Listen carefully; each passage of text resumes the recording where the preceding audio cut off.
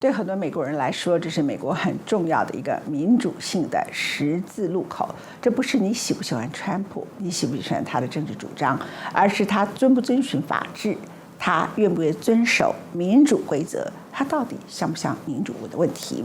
美国的这一次众议院所主持的听证会，总共历时11个月，发出了100份的传票，讯问了1000多名的证人。他的目的不是政治追杀，他们希望能够确保美国的民主宪政。在这么多次的听证会之后，总共 BBC 整理出8个重点。第一个是他的朋友，就是他的选举正义，一再告诉川普他输了，他不接受。当时喝醉酒的他的律师 Giuliani， 前纽约市市长 Giuliani 跟川普说，你就直接去宣布胜利好了。好几个前选务官员受到死亡威胁跟骚扰，这整个 BBC 所整理的所有几个重点，我们今天为大家做出这些历史性的听证会里头，大家回顾一下，来看这几个重点。Approximately 40 feet. That's all there was. As Pence was being evacuated, rioters started to spread throughout the Capitol. Bring out Pence! Bring out Pence! They were peaceful people. These were great people. 在2020年美国总统大选后64天，时任美国总统川普的支持者闯入国会山庄，历经11个月，发出近100份传票和询问1000多名证人后，众院美国国会袭击事件特别调查委员会自6月9日起，一共举行了8场听证会。They took a step-by-step approach to show the efforts that led to the insurrection and rebuild the events of the deadly day. 英国 BBC 归纳出听证会的8个重点。第一点就是他的幕僚，包括他女儿伊凡卡，都告诉川普，你已经输了。Election was stolen and putting out this stuff, which I told the president was bullshit. How did that affect your perspective about the election? And this revelation that Trump's daughter Ivanka agreed with his assessment. I respect Attorney General Barr. So I accepted what he was saying. I thought, boy, if he really believes this stuff, he has, lost contact with he's become detached from reality. 川普竞选总干事说，选举当晚他们建议不应该宣布胜选，川普拒绝。是谁给川普穿上了国王的新衣？这也是 BBC 圈出的第2个重点。And instead followed the course recommended by an apparently inebriated Rudy Giuliani. Here's Trump attorney Jason Miller describing Giuliani that night. The mayor was definitely intoxicated, but I do not know his level of intoxication when he spoke with the president. 于是就有了这一场记者会。Trump took the stage in the early morning hours of November the 4th and said this. Frankly, we did win this election. This is a very big moment. This is a major fraud in our nation. 为了这个不存在的舞弊，害无辜的选务人员遭到死亡威胁。I can't believe this person has caused this much damage to me and my family. 她是 Lady Ruby， 川普一句莫须有的指控毁了她一家。The 18,000 voters having to do with Ruby Freeman. She's a vote scammer, a professional vote scammer and hustler. I could have never imagined the events that followed the presidential election 2020. I've lost my name and I've lost my reputation. I've lost my sense of security. All because a group of people starting with number 45 and his ally, Rudy Giuliani, decided to scapegoat me and my daughter, Shay, to push their own lies about how the presidential election was stolen. 川普指控 Ruby 和他女儿在2020年大选时替拜登偷换票，即使最终没有查到任何 Ruby 和他女儿灌票的证据，但是他们全家都收到了死亡威胁，永无宁日。Turned my life upside down. I don't want anyone knowing my name. I don't want to go anywhere with my mom because she might yell my name out over the grocery aisle or something.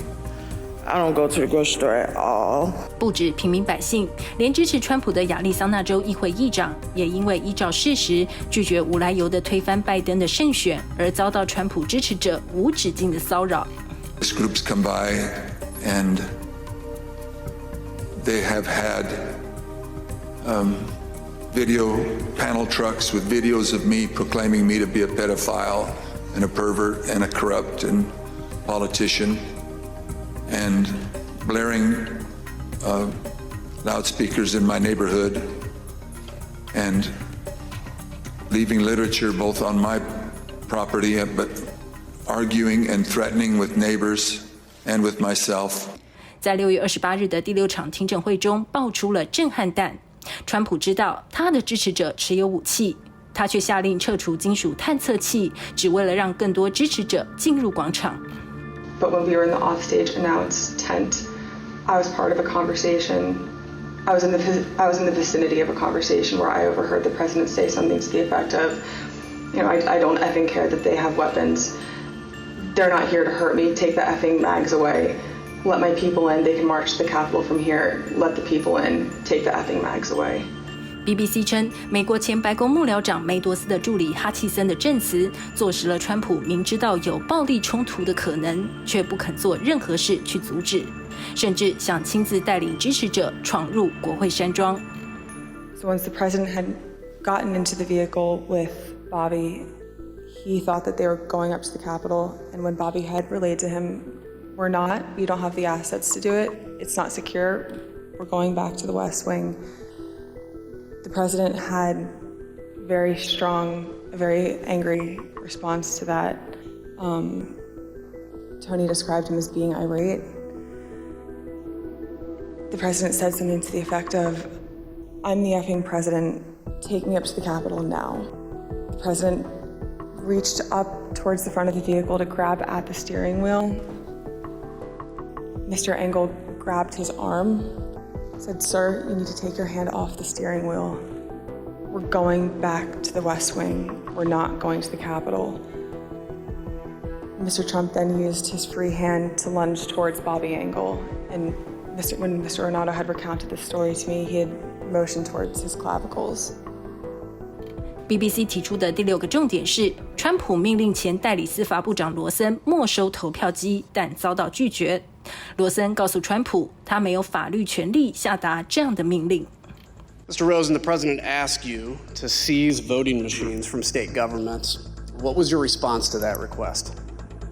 We had seen nothing improper with regard to the voting machines, and I told them that the real experts at that had been at DHS, and they had briefed us that they had looked at it and that there was nothing wrong with the voting machine. 随后，在7月12日的第7场听证会中，最离谱的猛料是从身为调查委员会唯2共和党员的利兹钱尼口中所说出来的。President Trump tried to call a witness in our investigation, a witness you have not yet seen in these hearings. That person declined to answer or respond to President Trump's call, and instead alerted their lawyer to the call. Their lawyer alerted us, and this committee has supplied that information to the Department of Justice. BBC 提出的第8个重点是，有人趁川普任期最后几天，希望川普提前特赦他们，不会因1月6日国会暴动受到调查。这群人已知的有共和党的阿拉巴马众议员布鲁克斯、佛州众议员盖兹、亚利桑那众议员比格斯、德州众议员戈莫特和宾州众议员佩里。Are you aware of any conversations or communications regarding the possibility of giving Congressman Matt Gaetz a pardon? I know he had asked for it, but I don't know if he ever received one or what happened with it. How do you know that Congressman Gaetz asked for a pardon? He told me. The only reason I know to ask for a pardon is because you think you've committed a crime. We've seen bravery and honor in these hearings, and Ms. Matthews and Mr. Pottinger, both of you will be remembered for that, as will Cassidy Hutchinson. Officer Caroline Edwards, Shay Moss, and her mother Ruby Freeman are an inspiration to American women and to American girls. We owe a debt to all of those who have and will appear here. In this room, in 1918, the Committee on Women's Suffrage convened to discuss and debate whether women should be granted the right to vote. This room is full of history, and we on this committee know we have a solemn obligation not to idly squander what so many Americans have fought and died for. In our hearing tonight, you saw an American president faced with a stark and unmistakable choice between right and wrong. There was no ambiguity, no nuance. Donald Trump made a purposeful choice to violate his oath of office, to ignore the ongoing violence against law enforcement, to threaten our constitutional order. There is no way to excuse that behavior. It was indefensible. And every American must consider this. Can a president who is willing to make the choices Donald Trump made during the violence of January 6th ever be trusted with any position of authority in our great nation again?